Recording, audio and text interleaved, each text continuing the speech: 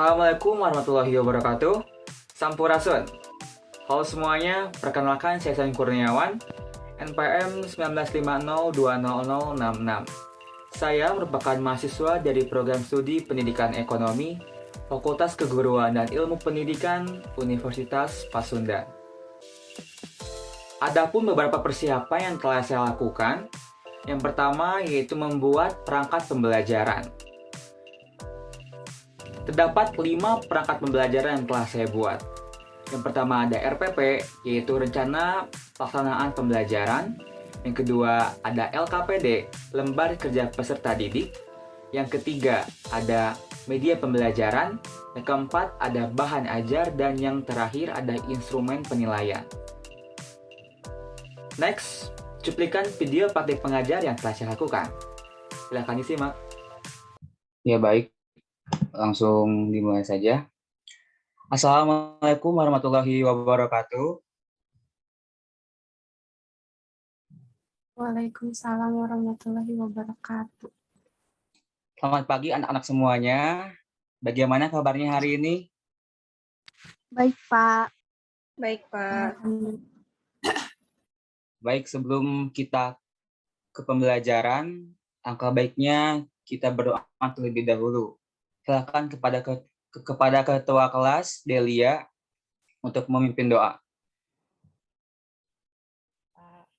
Sebelum dimulai belajar, alangkah baiknya kita berdoa terlebih dahulu. Untuk berdoa dimulai.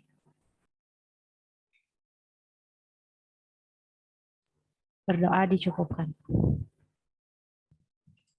Ya, terima kasih kepada Delia ya. Nah, hari ini kita masuk ke pertemuan 1 mata pelajaran ekonomi di kelas 12 semester ganjil. Selamat datang buat anak-anak semuanya yang telah naik tingkat dari kelas 11 menuju kelas 12. Pada hari ini, Bapak akan menjelaskan materi yang cukup rumit dan cukup gampang juga. Namun sebelum itu, Bapak ingin mengecek kehadiran anak-anak semuanya. Boleh kepada semuanya dilihat apakah teman-temannya sudah hadir semuanya atau masih ada yang belum hadir. Sudah hadir, Pak. Baik. Oke, kalau sudah hadir semuanya, mohon disiapkan kepada anak-anak semuanya dengan posisi badan yang tegak, menyiapkan catatannya untuk siap menerima pembelajaran pada hari ini. Sebelum itu, Bapak ingin bertanya, apakah kalian masih ingat materi-materi tentang akuntansi di kelas 11?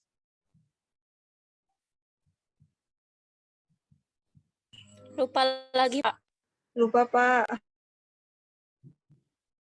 Waduh, karena kebanyakan liburan ya, jadinya lupa sama pelajaran kemarin. Baik, nanti akan kita ulas sedikit demi sedikit sambil kita mempelajari materi baru pada hari ini. Baik, Bapak akan share screen terlebih dahulu.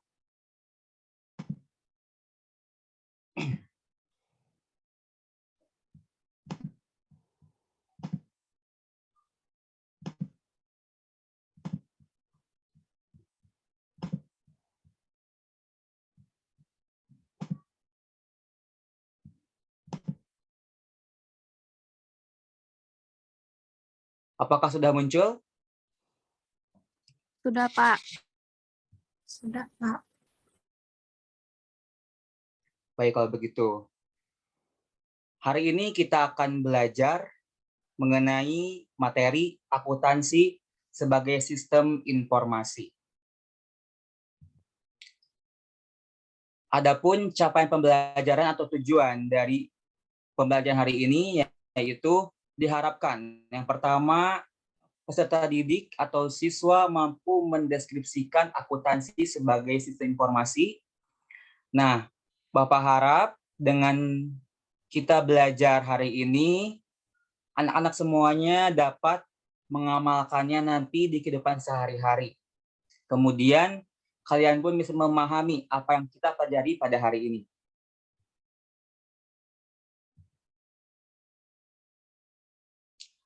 Adapun kompetensi dasar dari materi pada pertemuan ini yaitu 3.1 mendeskripsikan akuntansi sebagai sistem informasi dan juga 4.1 menyajikan akuntansi sebagai sistem informasi. Nah, adapun submateri dari materi akuntansi ini temuan. Namun pada pertemuan yang pertama ini kita akan mempelajari mengenai yang pertama sejarah akuntansi, yang kedua pengertian dan manfaat akuntansi, dan yang terakhir yang ketiga yaitu pemakai informasi akuntansi. Baik, kita lanjut ke pembahasan. Yang pertama ada sejarah akuntansi.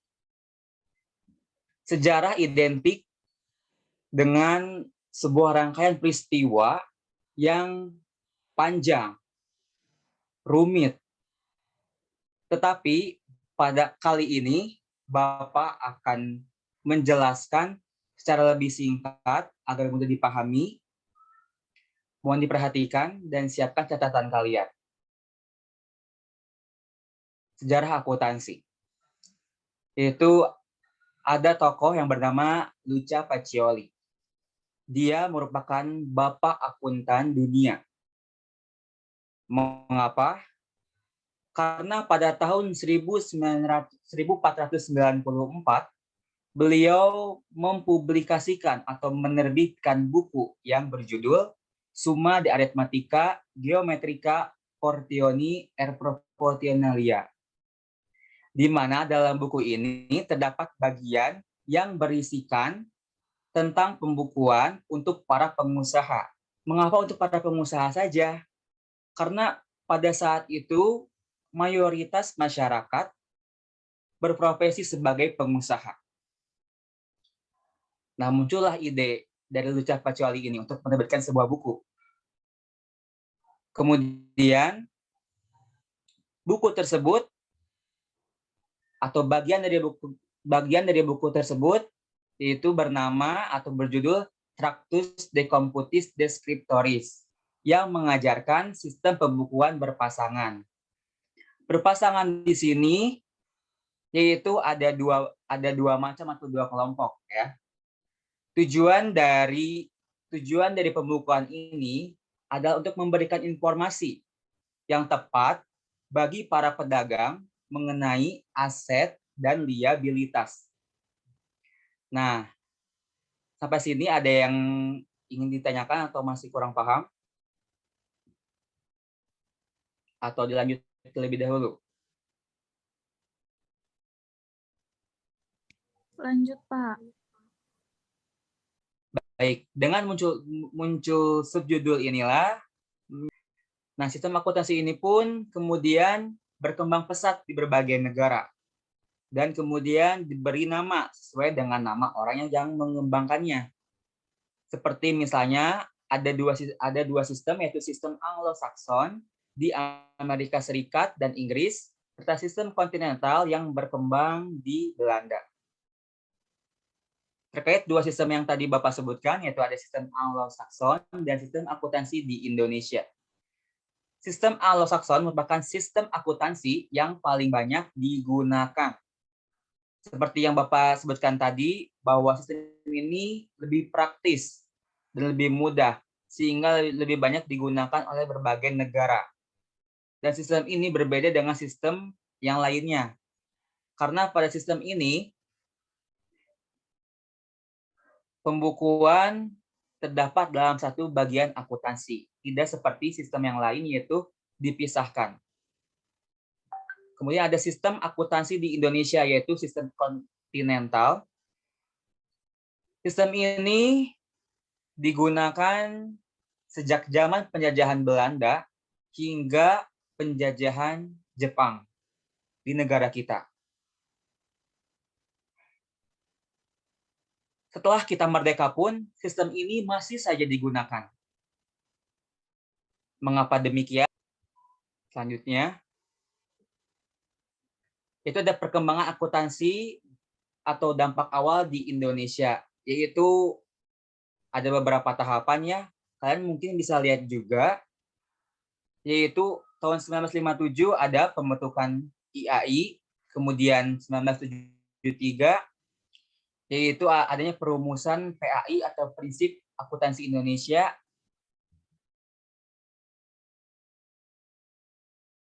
Apa sih akuntansi itu? Pengertian akuntansi. Secara bahasa, akuntansi itu berarti menghitung atau mempertanggungjawabkan sehingga menjadi akunting. Secara singkatnya, akuntansi merupakan proses nyatet atau mencatat dan mengolah transaksi yang berhubungan dengan pendapatan dan pengeluaran. Apakah bisa dipahami? Baik, Bapak lanjutkan ya. Adapun manfaat dari akuntansi ini. Baik. Untuk yang pertama yaitu mengetahui kondisi keuangan, yaitu dengan adanya laporan keuangan, kita dapat mengetahui kondisi atau kinerja dari perusahaan kita. Nah, selanjutnya yaitu ada siapa saja sih pemakai informasi akuntansi itu. Nah, ini Pak. Ini penjelasannya. Coba kalian lihat ya. Pihak internal, yaitu ada dua. Ada pimpinan perusahaan dan juga manajer perusahaan. Dan yang di bawah ada pihak eksternal. Itu macam-macam pihak eksternal ada 8. Coba ada yang bisa mendeskripsikan pemilik itu apa, investor apa, dan yang lainnya.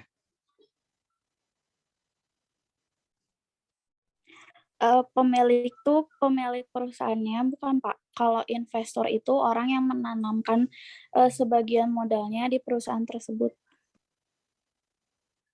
Betul, Osi. Baik, Osi, coba Osi tunjuk temannya untuk menjawab apa itu karyawan dan kreditor. Coba Osi tunjuk. Inggit, Pak. Oke, apakah bisa dipahami apa yang tadi telah disampaikan oleh anak-anak semuanya?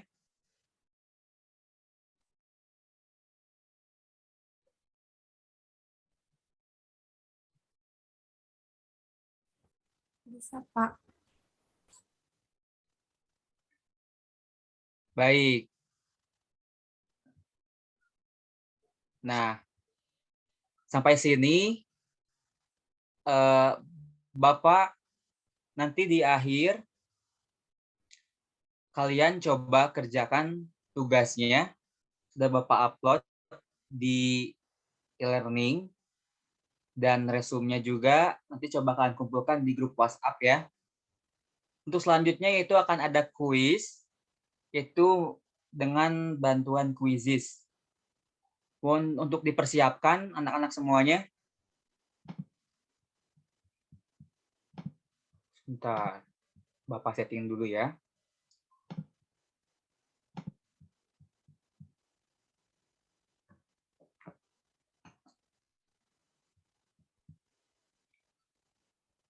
Untuk mengasah kemampuan kalian terkait apa yang telah kita pelajari hari ini.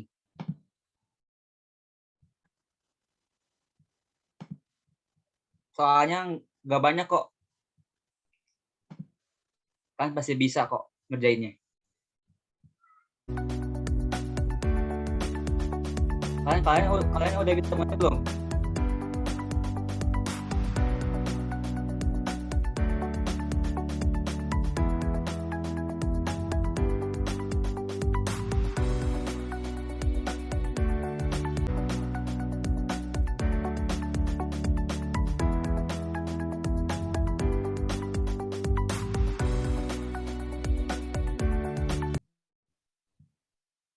Karena kuis telah selesai dikerjakan ya. Kita lanjutkan kembali. Waktu juga sudah sisa sebentar lagi ya. Akuntansi. Coba Bapak ingin kalian menyimpulkan apa aja yang udah kita pelajari dari awal sampai tadi.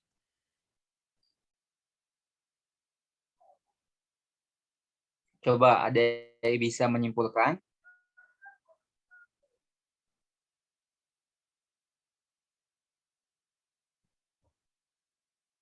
Izin menjawab, Pak. Silakan, Farah. Ya, tadi yang sudah dipelajari dari sejarah akuntansi ada tokoh Luca Pacioli yang mempublikasikan buku yang berisi ilmu-ilmu pasti. Baik, bagus sekali ya Farah.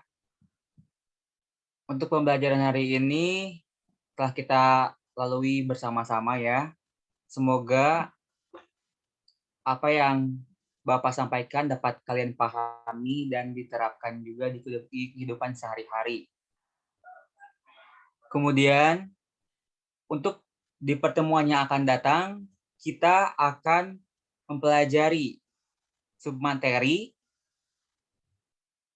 Kita akan mempelajari submateri.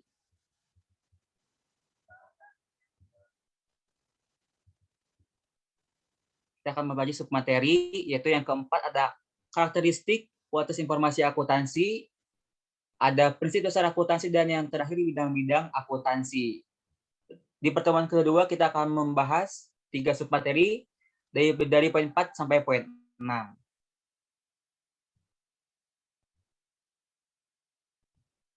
Nah, sampai sini apakah ada yang ingin ditanyakan terkait materi yang telah kita pelajari hari ini?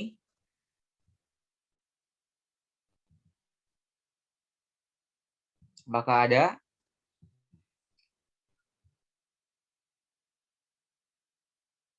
Jika tidak ada, Bapak cukupkan.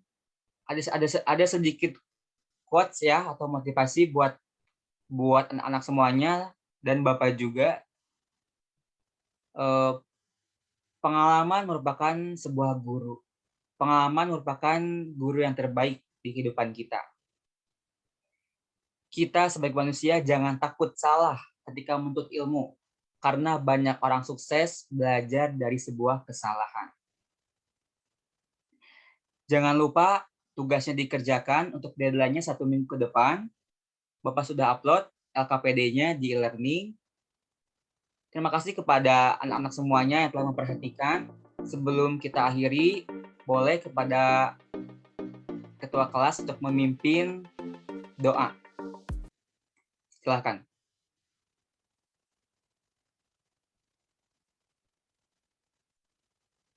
Kepada ketua kelas, Delia. Ya, Pak. Dikarenakan pembelajaran sudah selesai, marilah kita berdoa bersama-sama sebelum untuk mengakhiri pembelajaran kali ini. Berdoa dimulai.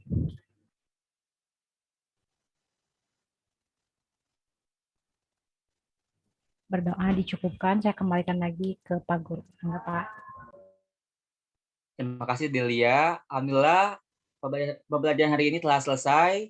Semoga di pertemuan selanjutnya anak-anak bisa lebih memperhatikan dan lebih semangat dalam belajarnya ya. Baik, Bapak tutup. Wassalamualaikum warahmatullahi wabarakatuh. Waalaikumsalam warahmatullahi wabarakatuh. Turun, Pak.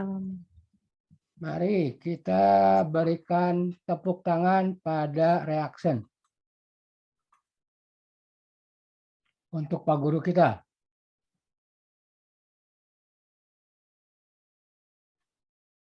Oke, cukup. Sekilas cuplikan video yang dapat saya tampilkan. Mohon maaf bila ada kekurangan. Wassalamualaikum warahmatullahi wabarakatuh.